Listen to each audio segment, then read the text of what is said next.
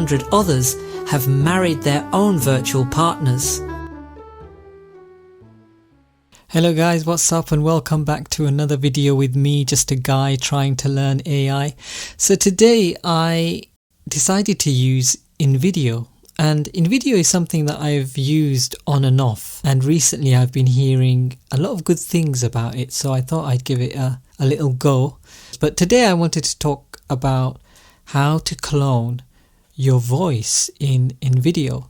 It's something that I haven't done yet, but I thought I would take you through the process of cloning your voice. So I'm on the standard InVideo interface, and basically you would typically be at home or in the common dashboard. And one thing you need to do is go to plugins, go to voices, and then go to add voice.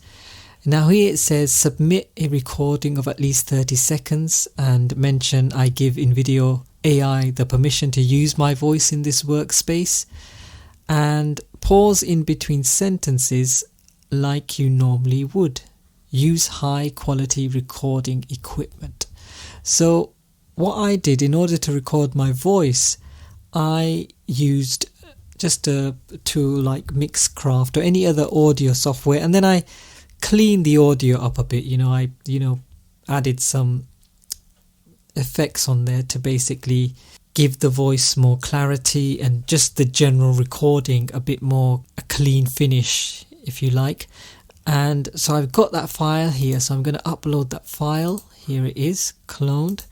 And the other thing I did now was, you need to think about what words you want this learning machine within InVideo AI to pick up on. Now my YouTube channel is about artificial intelligence, so what I did was I went to ChatGPT and I asked it, first I told it that I'd be cloning my voice so it would understand my next set of instructions or next requests and what I wanted from it. I basically asked ChatGPT to give me a text related to artificial intelligence and things to do with tech news and other things like that. So it would basically provide me with common words and vocabulary that I would be using going forward when I make my videos and when I clone my voice. So then I basically read these scripts into my microphone, and it has things like data, learning patterns, structures to generate text and images, just common words. AI powered video editing automates, words that I would possibly use in future videos. So I recorded 2 pieces of text, so mine was over 30 seconds. I think mine was about 2 minutes long, just because I wanted the AI in InVideo to have a range to play with in terms of my voice. So once you've uploaded that, you just click on all this stuff so it can go through, and it will start analyzing your voice and putting that into the system. So once you've done all that and you want to create your video, you basically need to go to I'm doing a text to video generation here. So you go back to the interface, you click on create new video, and then you go to plugins, go to the dashboard sign at the corner here on the top left, go to plugins, voices, and then you will see your preloaded default voice here, and you can click use. Once you click use, it will come up with this prompt within your text and add it to the generation. So let's see what it came up with. I did a random video just to trial this out about a Japanese man who married a hologram, and it was a YouTube short video. So let's see how that came out. In Tokyo, a man named Akihiko Kondo just married his holographic bride. But here's the twist, she's not real. His wife, Hatsune Miku, is a virtual reality singer with aquamarine pigtails, and she doesn't exist in the physical world. Kondo spent over $17,000 on a wedding ceremony with 40 guests, but none of his family attended. Why? Because Miku isn't human. She's a hologram from a device called Gatebox, and he's been living with her since March. Every morning she wakes him up. At night she tells him when it's time to sleep. For Kondo, this hologram is his real wife, and he doesn't care if the marriage isn't legally recognised. Kondo even has a marriage certificate from Gatebox, and he's not alone. Over 3,700 others have married their own virtual partners.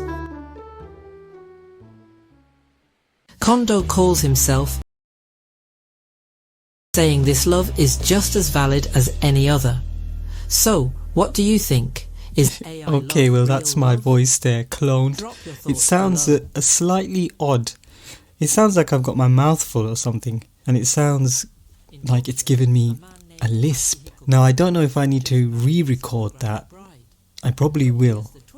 And I think it would be better if I perhaps slowed it down a little and also inserted a few more pauses and articulated and enunciated my words better.